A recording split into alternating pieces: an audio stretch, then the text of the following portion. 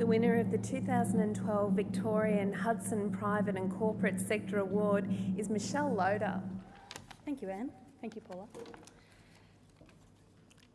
People aren't kidding when they get invited to come up here and say they didn't expect to be here.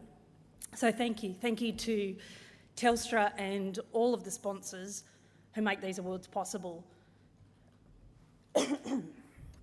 Days like these enable Telstra and the other sponsors to recognise the contribution of amazing businesswomen nationally, and we all thank you for that.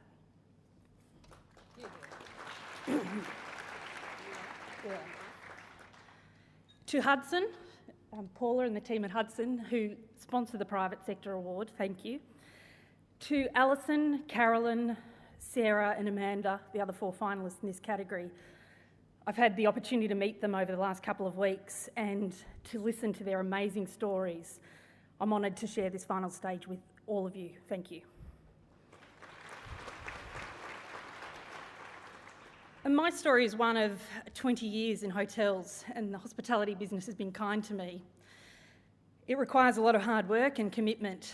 The hotel industry is a 24/7, 365 business. So there's no shutting the doors for Christmas, closing the office for the weekend. When everyone else is having fun, we're behind the scenes making sure the hotels are ready for people to arrive. I've been blessed to work with some amazing leaders over the last 20 years, and people who have believed in me and seen my talent often before I even recognised it. When I was 26 years old, I was offered a general manager's position at a 280-room hotel here in Melbourne, and my career progressed from there. Some 3 years ago, I was invited to a boardroom with the AHS board, and they asked me to become CEO, director, and a board member of the company. I paused and I looked around the room at what is now a familiar room to me, but at the time was a little foreign to me. 7 businessmen dressed in suits, aged between 45 and 60. And I said to them, "Do you know I've never done any of those 3 jobs?" And they said, "Yeah, we know. We don't have a problem with it. Do you?" And I knew at that point that they really believed in me, and I knew that I believed in myself. And so the journey began. We attended a function last night, and I can't see you, Trini, but Trini, who's the Hudson Director of Talent Management, was telling us about some work that Hudson have been doing on a paper in regard to, is the right man for the job a woman? And this resonated really loudly with me because I've always believed in myself. And believing in myself has helped me continue and progress through my career. I've held 13 management positions over the last 10 or so years, and in each case, I have replaced a man before me. But my success is not a lone success. I have been, and I still am, surrounded by an amazing, wonderful and talented management team who have drive and passion for what we do. We have a team of 4,500 employees around Australia who we are proud to support with employment every single day. Our workforce, you'll all be pleased to know, is over 80% female. I was nominated to be here today by my colleague Marie de Bont, who's our Director of Human Resources. I acknowledge her and the rest of the leadership team. In our first 3 years under this leadership structure, we have almost doubled the size of the company, and we feel very, very proud of that.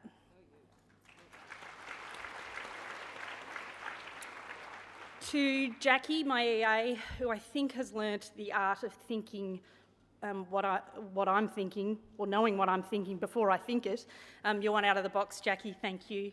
And to Jim Landau, my business mentor, who is here today and has some subtle way of slowing down the express train that I seem to always be on and making me subtly think differently about things. Thank you, Jim. But most of all, to my amazing husband. He is the backbone of our family. He supports every crazy idea that I have, my horrendous travel schedule, and my undying passion to dig deep into every single thing that I get involved in. More importantly, he spends his days loving and caring for our little baby Ruby Rose, She's 1 year old, and somehow through a crazy schedule, he has made sure that every day for the first year of her life, I've been able to give her a cuddle in the morning or at night, and I thank him for that. Thank you, Russell and Ruby. I wouldn't be who I am without you.